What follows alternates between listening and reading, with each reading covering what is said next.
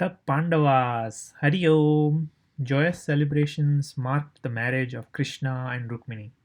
The Yadavas prospered in Dwarka, far from Jarasand's reach. However, Krishna wanted peace and prosperity for all people, not just the Yadavas. Krishna envisioned a land where people lived in harmony under the rule of a righteous leader. Was there a mighty but peace loving king who could lead the strident-ridden land into nobler ways?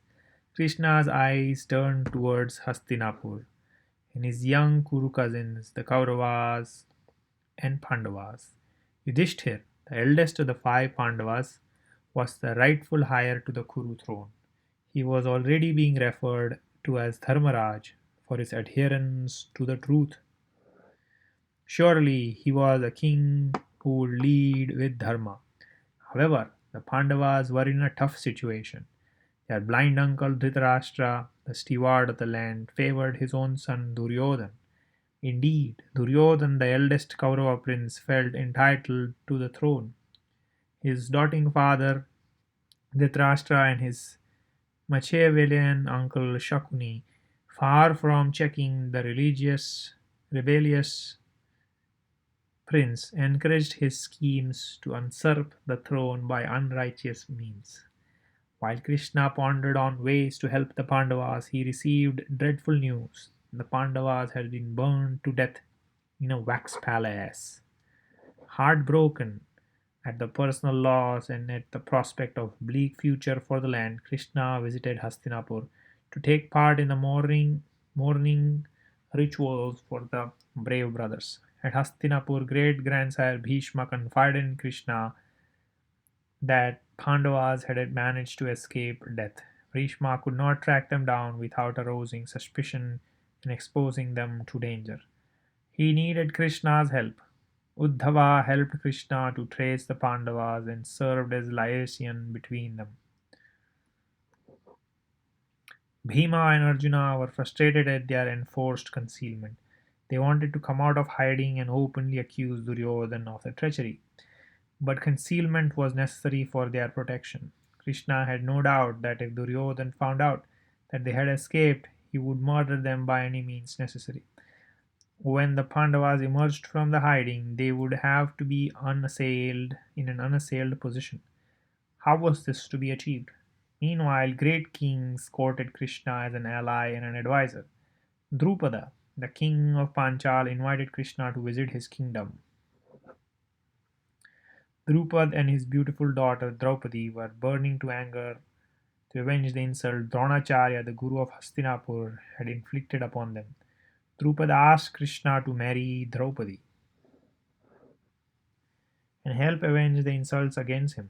Krishna refused. His only value to Draupad and Draupadi seemed to be his assigned role in their revenge plot. In spite of his refusal, Krishna sweetly persuaded Drupad and Draupadi that living well with honor was a better mode of revenge than bloodshed. Why spare the enemy a thought? Instead, focus all the energies on attaining glory that the world would sit up and notice. This was the best revenge, rendering the enemy's machinations insignificant. He convinced father and daughter to hold a magnificent swamvar for Draupadi, centered on an archery test that few warriors could dream of winning. He asked them to imagine a grand swamvar, their courtroom filled with crowned heads, and vying for Draupadi's hand and for the honor of an alliance with Drupad. The ultimate winner would be a warrior beyond compare, whose association with Draupadi would lift Drupad from an ordinary king to an emperor. Wouldn't this be a triumph that would erase all past insults? Thus Krishna expanded Drupad's vision, which had been single-mindedly focused on a bloody revenge, to now encompass fresh and dynamic possibilities. Drupad was afraid that an unethical prince such as Duryodhan would succeed and begged Krishna to make sure that he and her father were not humiliated in this venture. Krishna promised her that only a righteous warrior who would enhance their glory would win this contest. Draupadi decided to surrender to Krishna's will. Draupadi decided to surrender to Krishna's will. She declared that she would place her full faith in Krishna, and so any insult to her was an insult to him. Duryodhan became determined to win Draupadi at all cost. He was confident that he had no serious competition, but he wanted to secure Krishna's cooperation in this goal. Knowing that the cowherd was the real power broker behind the Swayamvar, Duryodhan's wife Bhanumati considered Krishna as her brother, and Duryodhan used his affectionate bond to request Krishna's help, forcing her to be his messenger. Poor Bhanumati did not want the splendid Draupadi as a rival queen, but Shakuni saw it to it that she parroted the words that Duryodhana taught her. Krishna at once understood Bhanumati's dilemma.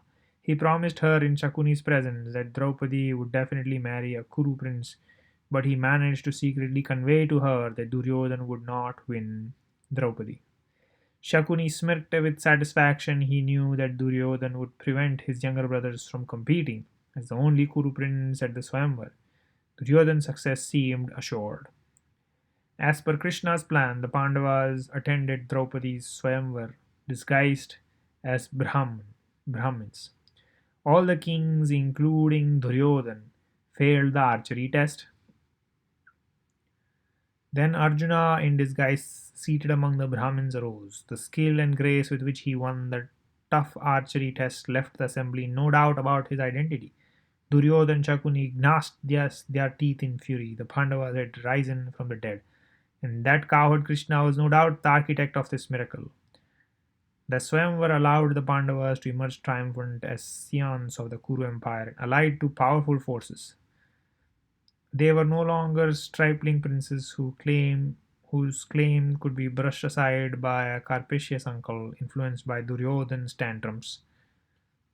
Thought for the day: Krishna constantly advocated peaceful resolution to conflicts. In today's lessons, we see Krishna guiding Drupad out of a quagmire of hate towards a much sweeter revenge, living in a wonderful life in which the enemy's machinations were reduced to insignificance. Think, what was Krishna's vision for the land and the future?